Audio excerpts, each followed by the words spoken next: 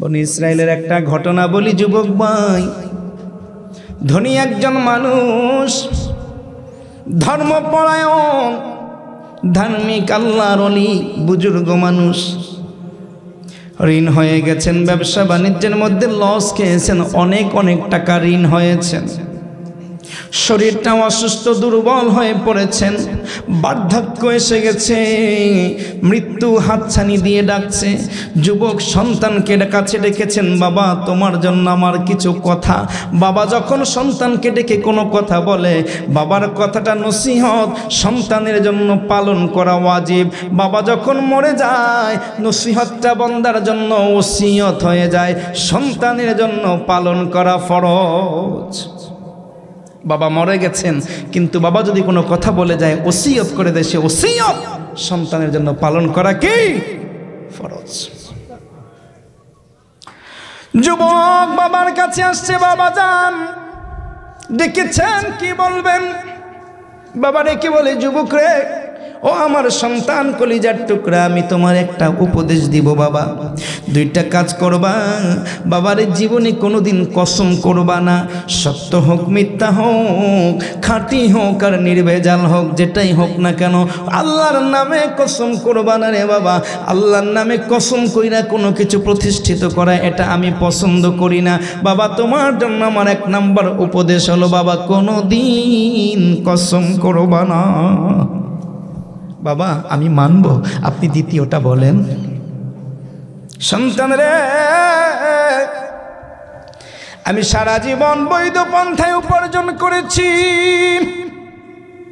তোমার জন্য আমি সহায় সম্বল বাস্তবিতা করেছি। আমি যত সম্পত্তি করেছি, সারাটা জীবন তুমি বসে বসে খেয়ে যেতে পারবা, তোমার কোনো কাজকর্ম না করলেও চলবে, কামাই বাণিজ্য লাগবে না। কিন্তু বাবা আমার বড় দুর্ভাগ্য, আমার বিদায়ের সময় হয়ে গেছে রে। আমি চলে যাওয়ার এই মুহূর্তে আমি দেখতে পাচ্ছি আমার অনেক অনেক টাকা ঋণ হয়ে গেছে। আমার দেনদার, ঋণগ্রস্ত, ঋণী মালিকেরা আমার কাছে টাকা পাইবে রে বাবা। তোমার কাছে আমার ওসিয়ত রে বাবা, আমার সম্পত্তি দিয়া আমার ঋণগুলো পরিশোধ কইরা দিও, কবরে আমি যেন আযাব না পাই রে বাবা। যদি আমার সম্পত্তি শেষ হইয়া যায় বাবা, সম্পত্তির লোভ করবা না, আমার ঋণগুলো পরিশোধ কইরা দিবা। আমি তোমারে আমার আল্লাহর জিম্মায় রেখে গেলাম। সন্তান বাবার ওসিয়াতগুলো শুনে নিলেন। বাবা আপনি চিন্তা করবেন না, আমি আপনার কথা রাখার চেষ্টা করব। কয়েকদিন পরে বৃদ্ধ মানুষটা মারা গেলেন। লোকটারা মারা যাওয়ার খবর শুনে দেনাদার পাওনাদার দূর দূরান্ত থেকে হুড়মুড় করে সবাই চলে আসলো। তোমার বাবার কাছে আমি এত টাকা পাই, তোমার বাবার কাছে আমি এই পাই সেই পাই, আমারটা দাও আমারটা দাও। ছেলেটা পাগল হয়ে যাচ্ছে, এত এত ঋণ, আমার বাবা এত ঋণের বোঝা নিয়ে কেমনে থেকেছে। সবাইকে ডেকে আশ্বস্ত করলেন, বাবারা আমি আবার বাবার সত্যিকারের সন্তান, আমি আপনাদের কাউরে ঠকাবো না, সবার ঋণ আমি পরিশোধ করব, আমারে কয়টা দিন সময় দেন। যোগ্য ছেলে জানাজার সামনে দাঁড়াইয়া বলে, আমার আব্বা যদি আপনাদের কারো কাছে কোনো ঋণ পাওনা দাওনা থেকে থাকে, আমার আব্বার পাওনাটা আমাকে জানাবেন, আমি পরিশোধ করে দিব।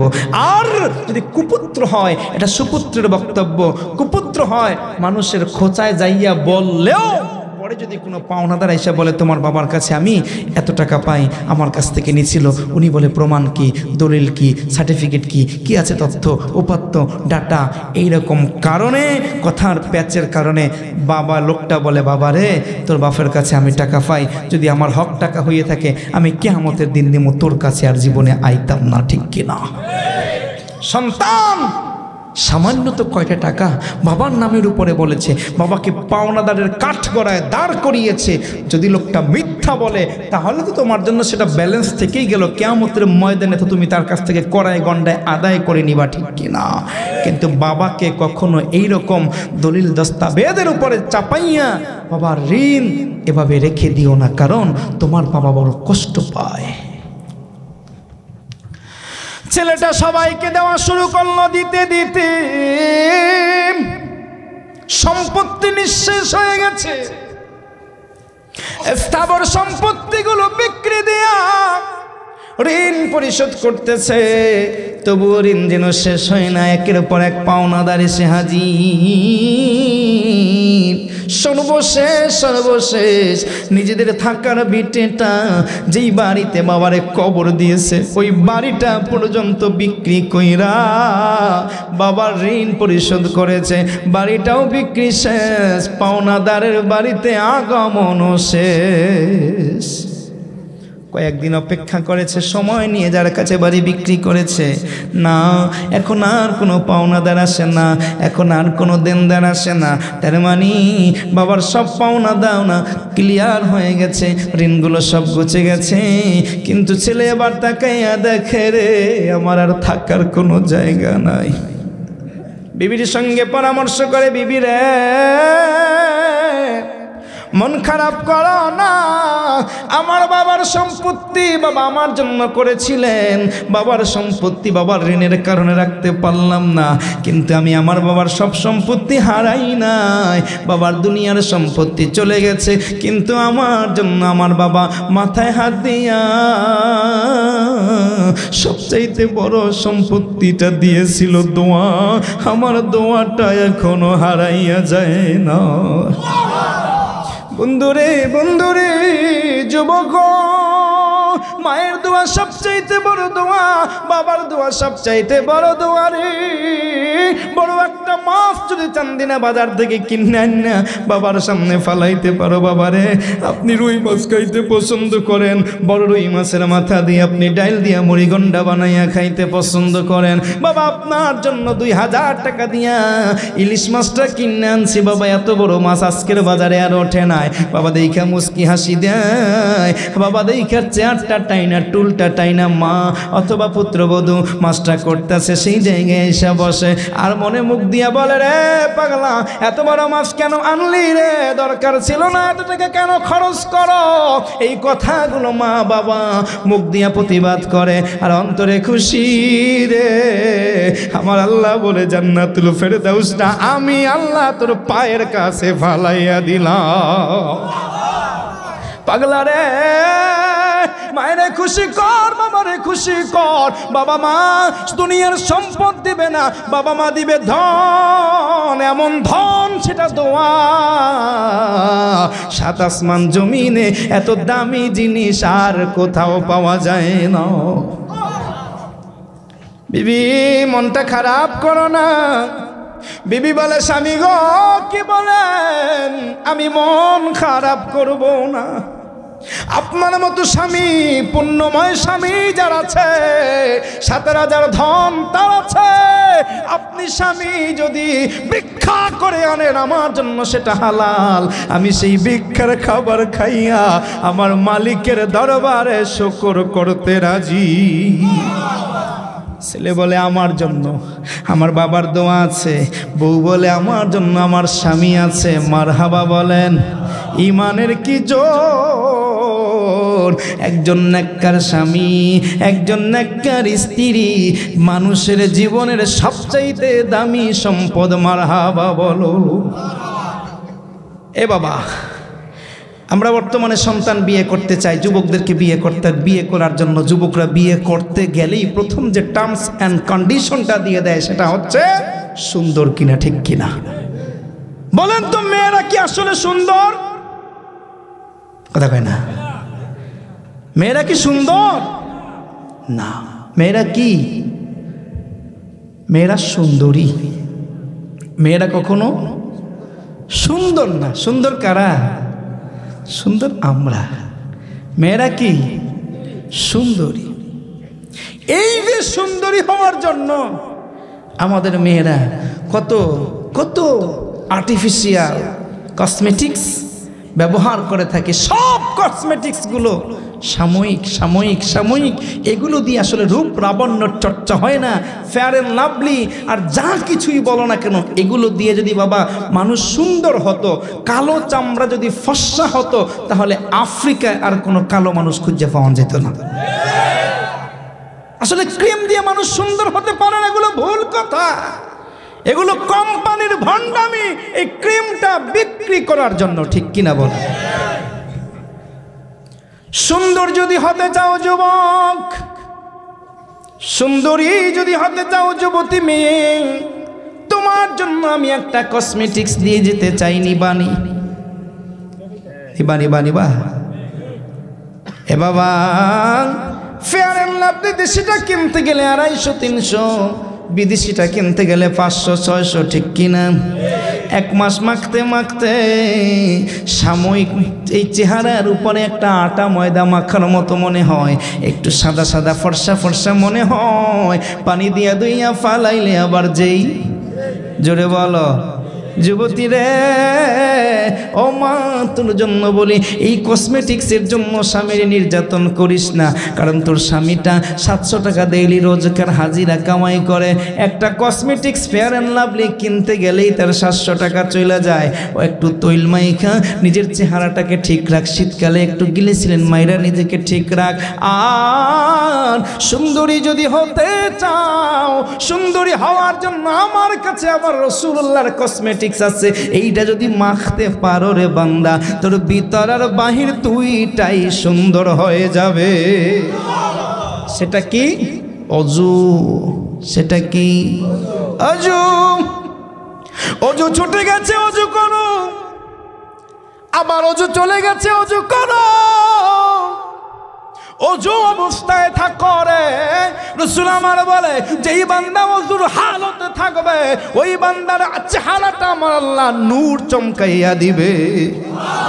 গুররা মুআজ্জিলিনা ফিয়া, আম্মা জান আয়েশা বলে নবী গো নবী গো নবী গো, কিয়ামতের ময়দানে সব নবীদের উম্মতেরা একত্রে থাকবে, আপনি আপনার গুনাহগার উম্মতকে কেমনে খুঁজে বাইর করবেন?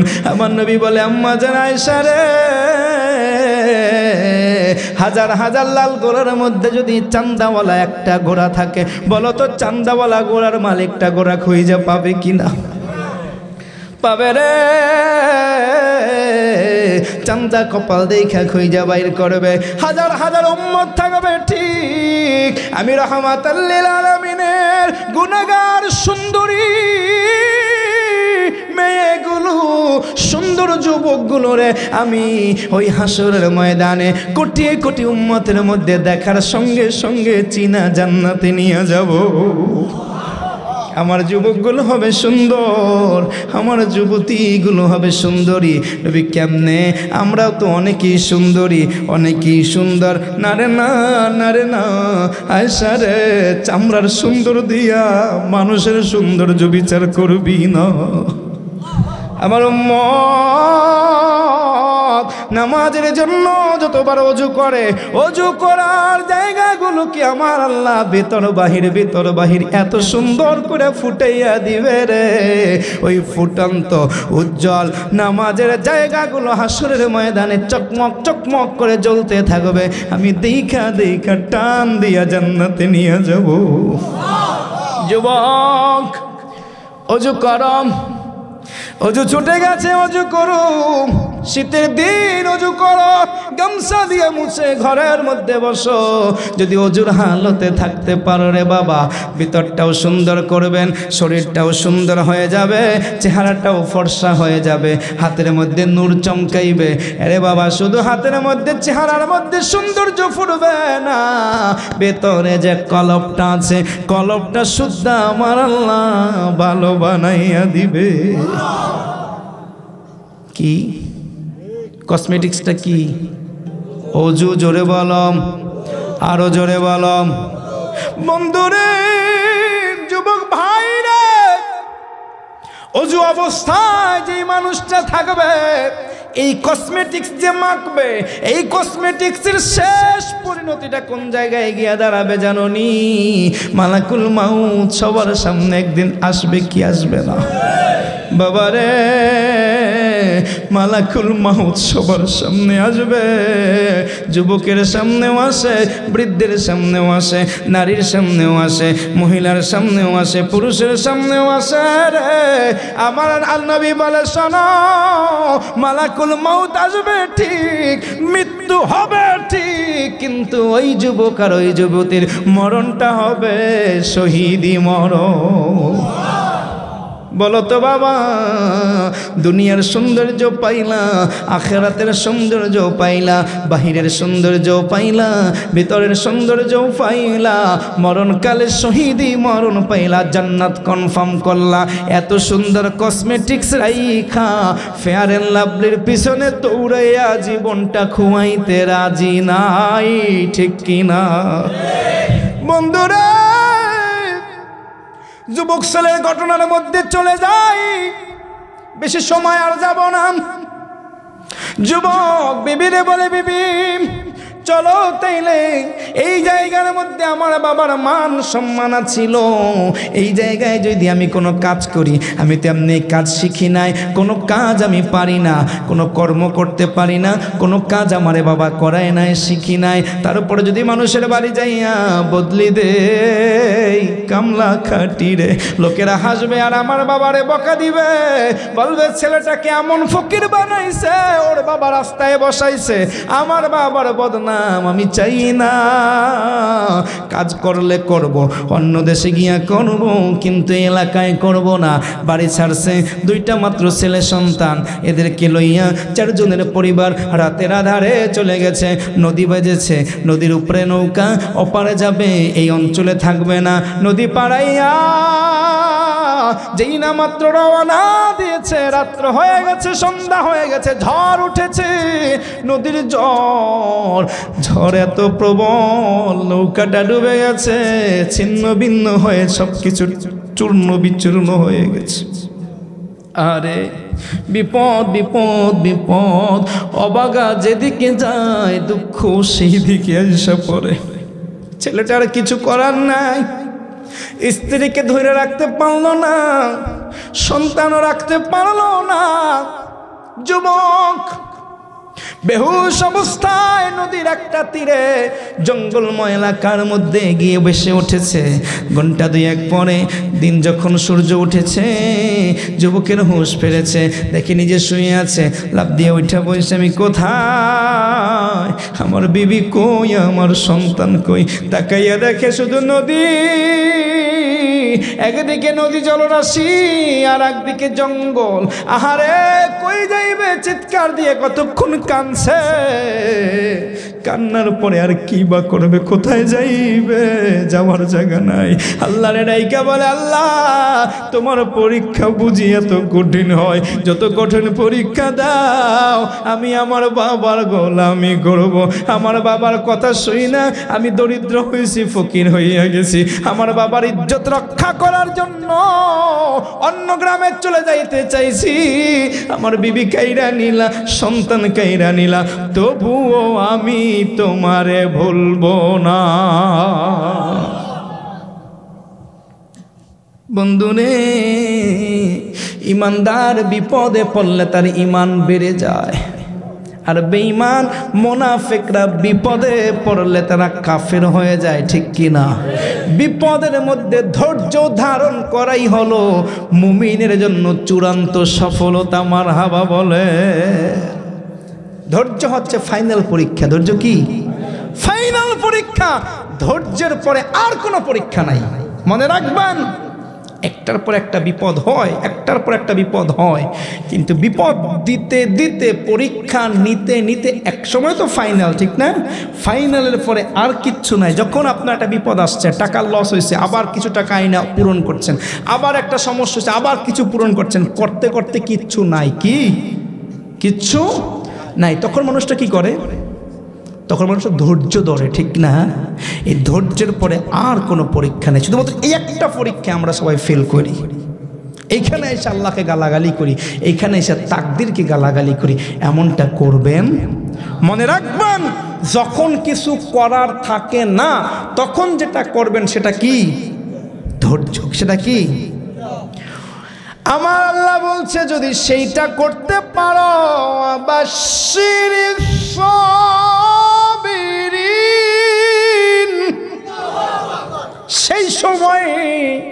সেই সময় ধৈর্যশীল তোমার জন্য সুসংবাদকার। আরো জোরে কও না, আমার আল্লাহ কাছাকাছি চলে আসছে। মনে করবা যখন কিচ্ছু করার থাকে না তখন ধৈর্য ধরবা, মনে রাখবা আমার আল্লাহ খুব কাছে। বন্ধুরে, ছেলেটা হাইটা জঙ্গলের মধ্যে রওনা দিছে রে। যাইতে যাইতে একটা জায়গার মধ্যে দেখে সুন্দর একটা টিলা, আর এই টিলাটা মণিমুক্তা দিয়ে ভরা। ছেলেটা অবাক, এত সম্পদ, এত হীরা জহরাত এই জঙ্গলের মধ্যে কে এভাবে উন্মুক্ত রেখে দিছে? গায়েব থেকে আওয়াজ হয়, যুবক রে, বাবার কথা শুই না, সব সম্পত্তি খুয়াইছো, বাবার ঋণ পূরণ করছো, তোমার বাবা তোমার প্রতি খুশি। রেদার রব্বি ফিরে দেন ওয়ালিদাইন, যার প্রতি বাবা খুশি তার প্রতি আল্লাহ খুশি। আমার আল্লাহ খুশি হইয়া যুবক এই সম্পত্তির মালিক তোমারে বানাইছে। মহল্লার মধ্যে, এলাকার মধ্যে কিছু লোক হঠাৎ করে চলে আসছে। লোকদেরকে যুবকটা ডেকে বলে, যুবক ও লোকেরা, অন্যদিকে যাওয়ার দরকার নাই, এইখানে বসতি করো, এইখানে আমরা মহল্লা কায়েম করি, এইখানে আমরা নগরায়ন করি, বাড়িঘর করো, তোমাদের যত খরচ লাগে, ভরণ পোষণে যা লাগে সব কিছু আমি দিব। এমন কইরা ধীরে ধীরে মানুষ এখানে বসবাস শুরু করছে। যার যা কিছু লাগে অকাতরে যিনি দান করে তিনি যুবক। মানুষেরা যার কাছে খবর যায় গ্রাম সাইরা ওই গ্রামে গিয়া বাড়ি করে। ধীরে ধীরে কয়েক বছরের মধ্যে শহর হয়ে গেছে। হঠাৎ কইরা একটা বাচ্চা কিশোর ছেলে চলে আসছে, তার চাকরি নাই। মালিকের কাছে জিজ্ঞেস করে, মালিক আমি আপনার কোন গান শুনছি, আপনার প্রশংসা শুনছি, আমার একটা চাকরি হবে নি, যাওয়ার মতো কোনো জায়গা নাই, আমি গরিব। ঠিক আছে থাকো, কোনো সমস্যা নাই। কয়েকদিন পরে আর একটা কিশোর ছেলে এসেছে চাকরির জন্য, কারণ এই জায়গায় নাকি আসলেই চাকরি পায়। গরিব মানুষেরা এখানে আসে। যদি কোনো গ্রামে কোনো গরিব মানুষকে দেখে, ভবঘুরে মানুষকে দেখে, এলাকার মানুষ, মহল্লার মানুষ পরামর্শ দেয়, অমুক গ্রামে যাও, নদী পাড়াইয়া অমুক জায়গায় নতুন একটা শহর হয়েছে, ওই শহরে গেলে ওই শহরের মালিক তারে ফিরায় না। দুইটা কিশোর এদিকে সব কিছু ঠিকঠাক মতো চলছে। এই যুবকের স্ত্রী তিনিও একটা জায়গায় ভেসে উঠেছিলেন। একজন দরিদ্র আল্লাহওয়ালা বুজুর্গ মানুষ, মুরব্বী মানুষ তাকে পেয়েছে, নিজের ঘরে আশ্রয় দিয়েছে। এতদিন একটা মেয়েকে কেমনে রাখবে? একটা মেয়েকে রাখা তো এত সহজ না, পর্দা করে রাখতে হয়, খাবার দিতে হয়, সব কিছু করতে হয়, বৃদ্ধের পক্ষে সম্ভব না। একদিন মেয়েটাকে বলে, চলো, শুনছি অমুক জায়গায় অমুক একটা এলাকায় একজন দানবীর হয়েছে, আমরা গিয়ে তার কাছে কিছু সাহায্য চাই, অথবা তোমার জন্য কোনো ব্যবস্থা করে আনি। নৌকায় চইলা মেয়েটার বৃদ্ধ মানুষটা সেই বাড়িতে চলে গেল। যাওয়ার পরে নৌকার মধ্যে বৃদ্ধ মানুষটা যাইয়া অতিথিশালার মধ্যে সেই যুবকের সঙ্গে সাক্ষাৎ, যুবকের সঙ্গে কথা বলল, আমার কাছে একটা অসহায় মহিলা আছে, তার জন্য কিছু একটা করে দেন, একটা বাড়ি, একটা ঘর, পর্দা পুশিদের মতো একটু জীবিকার যেন সন্ধান হয়। অনেক অর্থ দিয়ে দিলেন, কয় যান এটা নিয়ে করেন, কিন্তু রাত্র তো গভীর হয়ে গেছে, কেমনে যাইবেন? যাওয়ার প্রয়োজন নাই, এত রাত্রে আপনি নৌকা চালাইয়েন না, রাত্রিবেলায় নৌকায় চললে বড় বিপদ হয়, কারণ আমি তার ভুক্তভোগী। ঠিক আছে আমি থাকবো, কিন্তু আমার নৌকার মধ্যে তো একজন নারী, ওই অবলা নারীকে নিয়ে আসছিলাম। কয় থাকুক, চিন্তা কইরেন না, আমি দুইটা পাহারাদার দিয়া আমি আপনার ওই মেয়ের নিরাপত্তা নিশ্চিত করব। যুবক ছেলে দুইটাকে ডাক দিল, কিশোর ছেলে দুইটা, আসো, তোমাদের আজকে রাতের দায়িত্ব হলো অমুক নদীর পাড়ে যাইয়া নৌকাটা পাহারা দিয়ে একজন নারী আছে তার নিরাপত্তা নিশ্চিত করা।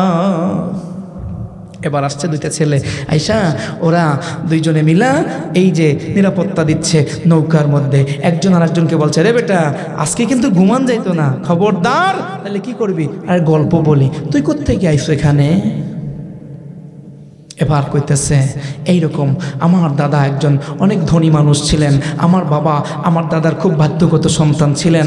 আমার দাদা ওসিয়াত করছেন আমার ঋণগুলো পরিশোধ করতে। আমার দাদা সব ঋণ পরিশোধ করতে গিয়া আমার বাবা নিঃস্ব হয়ে গেছে। আমরা দেশ ছাইরা অন্য এলাকায় যাওয়ার সময় নৌকাডুবি হয়ে আমরা সব হারিয়েছি। এরপর কয়েকদিন ভবগুরের মতো ঘুরছি, গ্রামে কেউ আমাকে কাজ দেয় না, ঠাই দেয় না, একবেলা খেতে দিলে তো আমাকে স্থায়ী হয় না। এরপর এইখানকার খবর শুনছি, আমি এইখানে আইসা কাজে নিচ্ছি। অপর ছেলেটা বলে, ভাই রে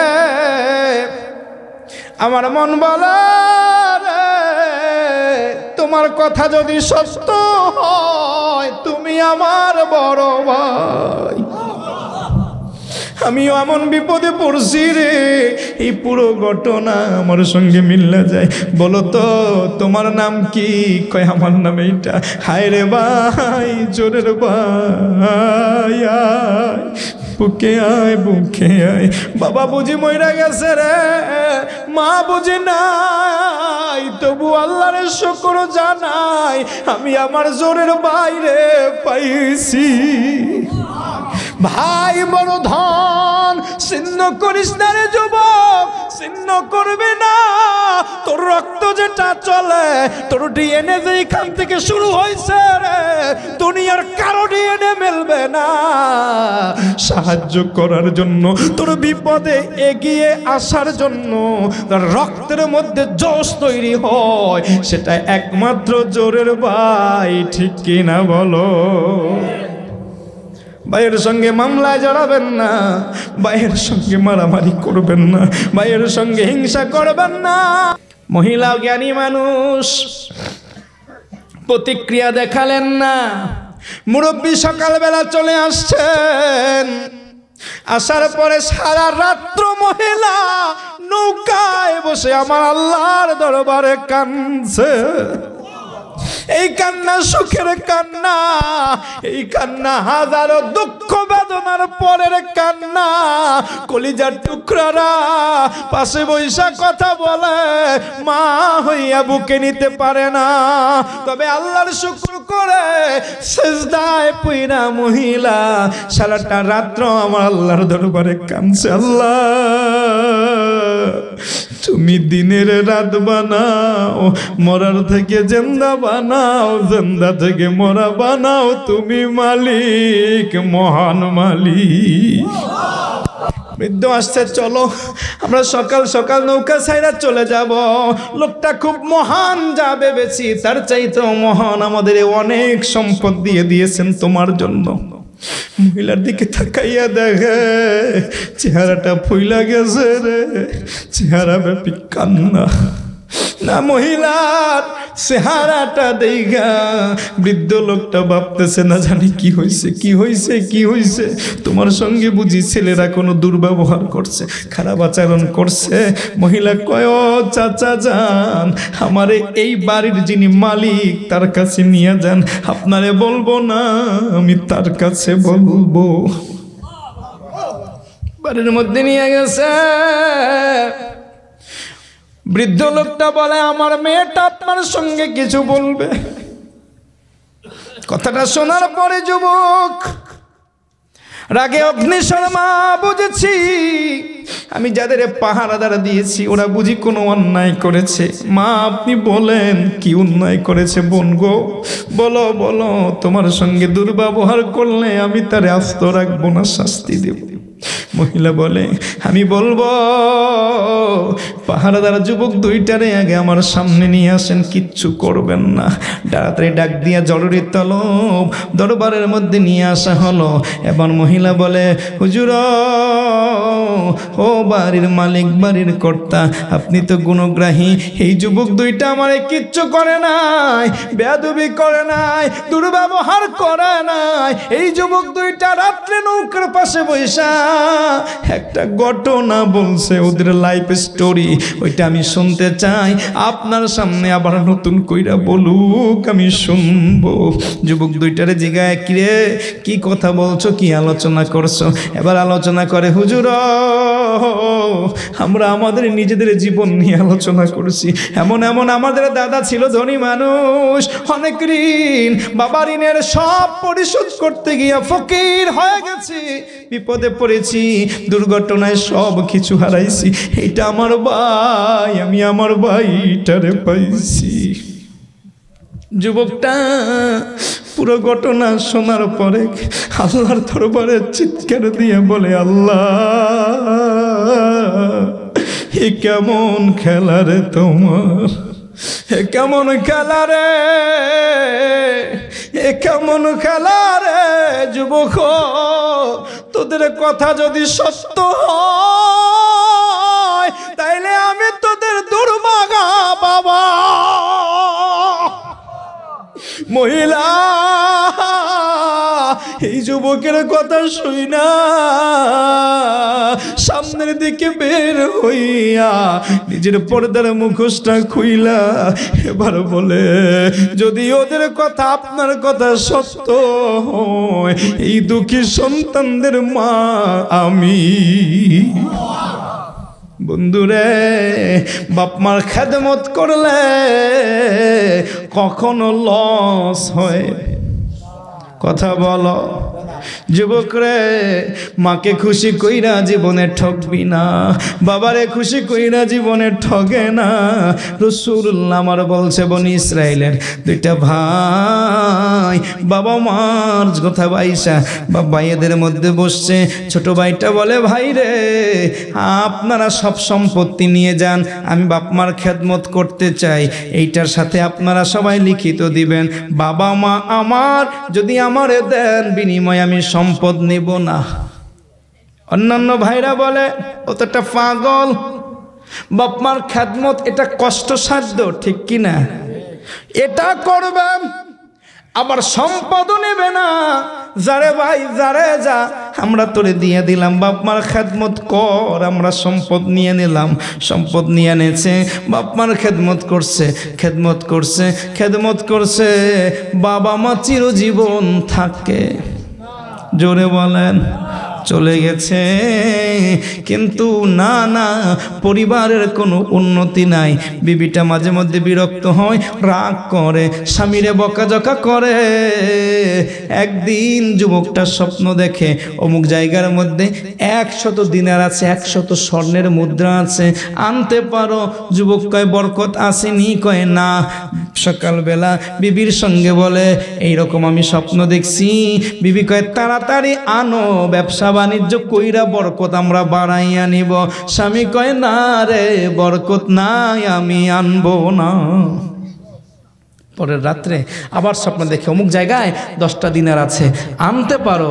কয় বরকত আসেনি? কয় না।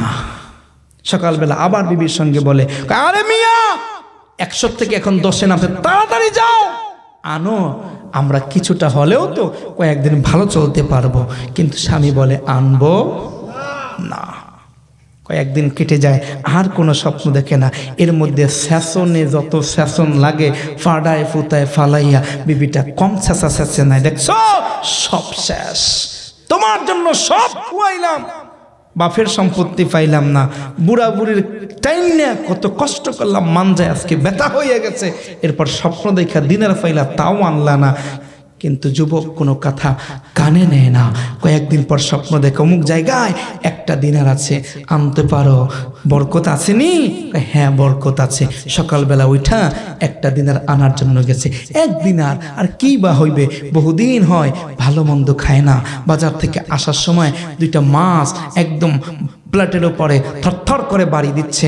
যুবকের দেখা বরং ভালো লাগছে, 2টা মাছ 1 টাকা দিয়া কিনা বাড়িতে নিয়ে আসছে। যাও মাছ 2টা রান্না কইরা খাই, আর কি আর করার।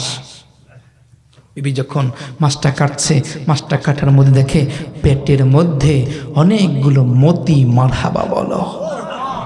এভাবেই আমার আল্লাহ বাপমার খেদমতগার সন্তানদেরকে মূল্যায়িত করে, বরকত দিয়া ধন্য করে। কারণ এই দুনিয়ার রব হচ্ছে তোমার বাবা মা। এই জন্য আসুন আমার ভাইয়েরা, বাপ মাকে কোনোদিন কষ্ট দেব না। যুবকরা রে, যদি জান্নাত পেতে চাও, জান্নাত তাহতা আকদামিল উম্মাহাত, মায়ের পায়ের নিচে তোমার জন্য জান্নাত।